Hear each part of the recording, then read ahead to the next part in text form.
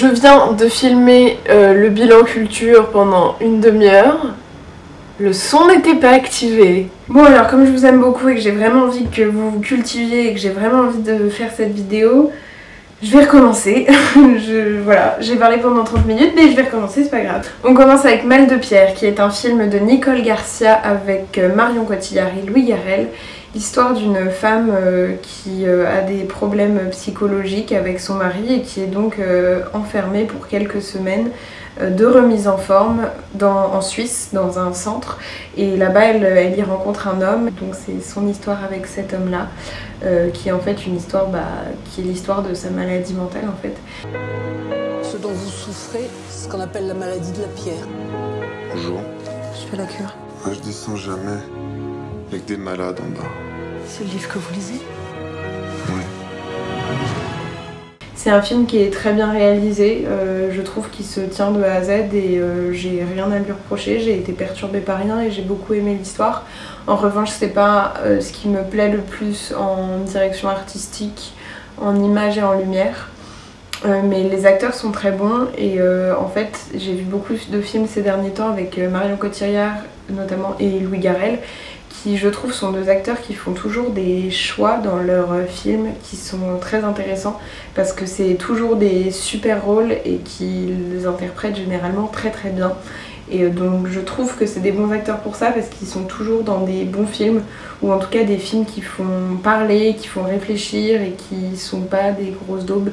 Et je trouve que c'est bien d'avoir cette sélection en tant qu'acteur et en plus de ça ils ont des rôles très variés donc c'est deux acteurs que j'aime beaucoup ces derniers temps. Le deuxième film c'est Juste à la fin du monde qui a eu le Grand Prix à Cannes si je ne m'abuse l'année dernière en 2017 qui est un film de Xavier Dolan adapté d'une pièce de théâtre. C'est donc un huis clos, donc ça se passe dans une seule et même pièce, en tout cas une seule et même maison, avec 4 personnages. Et c'est l'histoire d'un jeune homme, un frère, qui rentre chez lui après 12 ans de disparition. Et donc il revoit sa mère, son frère et sa sœur, qui l'attendaient tous avec impatience. 12 ans, c'est long. Et rien depuis. La mère, si, quelquefois. Et ma sœur, que je connais à peine, qui n'avait que 10 ans quand je suis parti. La belle-sœur aussi, femme de mon frère, charmante à ce qu'on dit. Et puis mon frère. Et donc c'est l'histoire d'un déjeuner qu'ils vont avoir entre eux de ces quelques heures de retrouvailles. Pour moi le travail de Xavier Dolan est absolument exceptionnel, ça fait partie des plus grands réalisateurs pour moi parce qu'il a essayé des choses nouvelles et qu'il a un genre bien à lui et qu'il est toujours très très juste. Tant dans son propos que dans son image, que dans ses expérimentations. Pour moi, c'est vraiment très souvent très réussi. Et en plus, il est très jeune. Et voilà, je trouve ça assez fou d'être aussi talentueux. Et donc là, c'est l'adaptation d'une pièce de théâtre et c'est un gros risque parce que c'est quand même 2 heures dans une même pièce. Et pourtant, il arrive à ne pas nous faire étouffer là-dedans. Et alors que le sujet pourtant est très étouffant. Et en fait, moi, je me suis pas du tout sentie étouffée. Et après, il a un choix d'acteur qui est... assez incroyable aussi. Je ne peux que vous recommander. Mais je pense que j'aimerais beaucoup aussi maintenant lire la pièce de théâtre dont le film est issu. Un troisième film que j'ai vu, c'est un film qui était à Cannes en 2014, le premier film réalisé par Mélanie Laurent, Respire. Donc c'est l'histoire de ces deux jeunes adolescentes qui ont une relation amicale très très très toxique. Et donc comment l'une va venir à bout de l'autre. Et toi? Quoi, moi? Enfin, raconte-moi quelque chose. Hein. Regarde ce que je t'ai dit tout à l'heure. Paul, je te présente Sarah, une copine de classe. Pour toi, je suis une copine de classe. Je trouve que c'est quelque chose qui est très d'actualité, tous ces problèmes psychologiques et de... Voilà.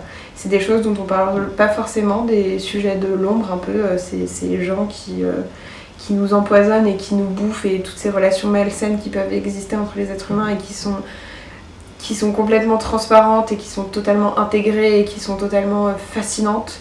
Et donc l'histoire m'a vraiment beaucoup plu et en plus de ça j'ai trouvé que c'était très bien réalisé, que c'était un très bon premier film et que tout se tenait en fait et que c'était un vrai parti pris artistique et que c'était un très beau scénario, une très belle histoire. Les angoisses sont vraiment là et voilà, et c'est un sujet qui m'a plu.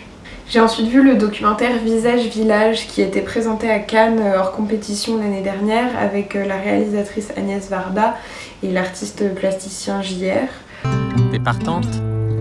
Je suis toujours partante si on va vers des paysages simples, vers des villages, vers des visages. Les gens y entrent à l'arrière, comme dans un photomaton, et la photo sort dans les 5 secondes sur le côté, en grand format. Qui ont fait donc un tour de France l'année dernière en camionnette et qui se sont rendus dans certains villages pour rencontrer des gens qui font partie de notre France et qui font le portrait de notre pays en fait. Et avec eux, ils ont fait des expérimentations artistiques avec des collages, des photos immenses et des témoignages finalement. Et donc c'est un documentaire sur cette expérimentation artistique. Donc j'ai vraiment adoré le format, je trouve que c'est hyper intéressant de voir cette démarche artistique là. C'est hyper intéressant aussi de voir comment leurs points de vue se mélangent, lui jeune dans cette nouvelle génération qui va très très vite et il a accès au monde entier, cet artiste, et elle qui est d'une toute autre génération, qui a fait le cinéma il y a encore 50 ans et qui a permis qu'on ait cette vie aussi libre aujourd'hui, je pense. D'avoir la confrontation de ces deux personnalités, j'ai trouvé ça vraiment très chouette, j'adore leur relation. Après, s'il y a un reproche que je peux faire au film, c'est le fait qu'il y ait des choses qui aient été quand même écrites et réenregistrées plus tard pour rendre le documentaire un peu plus, je pense, un peu mieux construit en fait. Et il y a des scènes qui ont été pensées et qui ont été filmées exprès. Et ça me dérange un peu parce qu'on sort de l'aspect, on sort du truc très instinctif, très fait sur le coup, on sort de cette idée-là du documentaire, on est plus sur quelque chose de calculé. Mais bon, je me dis que je pense que ça a été nécessaire pour faire de l'articulation à ce documentaire qui a été réalisé en très peu de temps et avec très peu de moyens. Parce qu'ils sont quand même une toute petite équipe technique à avoir fait ce truc là et c'est quand même hyper intéressant comme forme de documentaire, de cinéma. Je trouve que ça prouve qu'avec pas grand chose mais juste des idées on peut faire des trucs cool et des trucs différents. J'ai vu aussi L'Amant double de François Ozon avec Marine Vatch et Jérémy Renier. C'est l'histoire d'une jeune fille qui elle aussi a des problèmes psychologiques et qui elle aussi a priori a une maladie mentale et qui se dirige vers un psychologue et elle tombe amoureuse de celui-ci et elle tombe aussi amoureuse du frère jumeau du psychologue. Tu sais très bien que mes parents vivent aux États-Unis. Pourquoi tu me mens? Moi, je te mens pas, Chloé. Je t'ai vu en sortant du musée. Mais tu t'es trompée. C'était pas moi. C'était quelqu'un qui me ressemblait. Tu es un monstre. Et donc c'est comment va se dérouler cette histoire d'amour entre elle et ces deux hommes alors qu'elle est un peu névrosée et un peu tarée. Et c'est vraiment un drame thriller psychologique où on est sur le cerveau de cette femme-là. Je trouve que c'est un film qui est très bien fait parce qu'on s'attend à rien et qu'il y a des choses qui nous choquent tout le long et qui nous prennent. Après c'est vraiment pas le genre de film que moi j'aime parce que pour moi c'est vraiment extrêmement violent. Et j'aime pas vraiment ça m'a mise très mal à l'aise, mais je trouve quand même que c'est un film qui est très bien réalisé et qui est intéressant à voir pour sa narration et sa construction en fait. J'ai vu de Arnaud Desplechin le film Les fantômes d'Ismaël avec Mathieu Amalric qui est un acteur-réalisateur que j'aime énormément, avec Marion Cotillard aussi et Charlotte Gainsbourg. C'est un film qui a été aussi présenté hors compétition en 2017 au Festival de Cannes. On racontait qu'il avait perdu une femme. C'est votre femme? Oui, Carlotta. Un jour, elle est partie. Où ça? Je l'ai jamais su. Toi, tu y penses? Et ça fait 20 ans, ma chérie. Ne sois pas jalouse d'un fantôme. Vous êtes Sylvia, la compagne d'Ismaël? Oui. Je suis sa femme. C'est un film auquel j'ai trouvé beaucoup de potentiel et qui malheureusement pour moi n'était pas abouti. En fait on voit qu'il y a eu beaucoup d'intention de la part du réalisateur d'exprimer plein de choses artistiquement, mais je pense que le scénario n'a pas été travaillé et recentré parce qu'on a des scènes très fortes qui sont mélangées à d'autres beaucoup moins fortes et ce qui nous fait perdre le rythme, et donc on a un amas d'informations qui pour moi est de trop et il y a des choses qui auraient pu être approfondies et qui auraient pu être beaucoup plus fortes.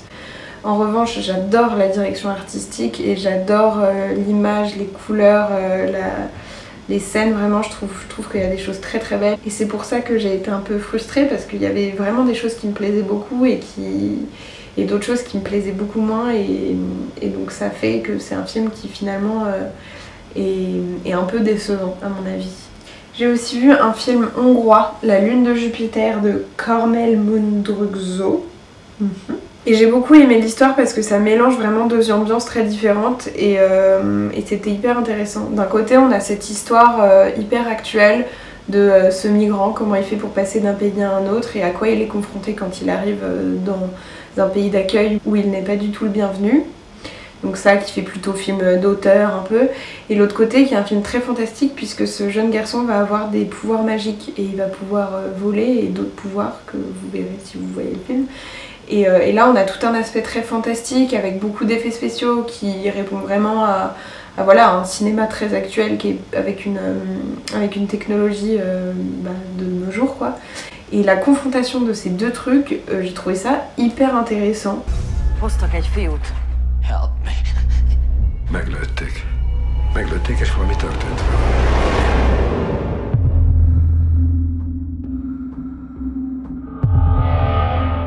C'est hyper beau visuellement.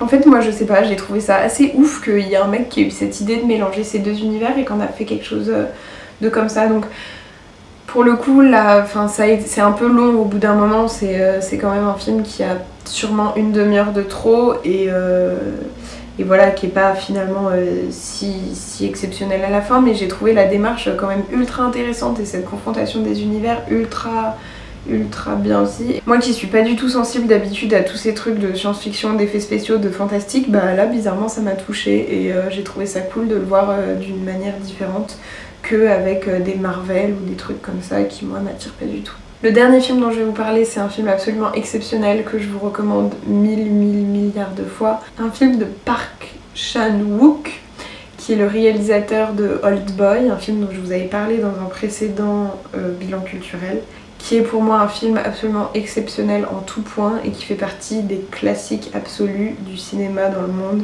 et des choses que tout le monde devrait voir. C'est un film absolument parfait en tout.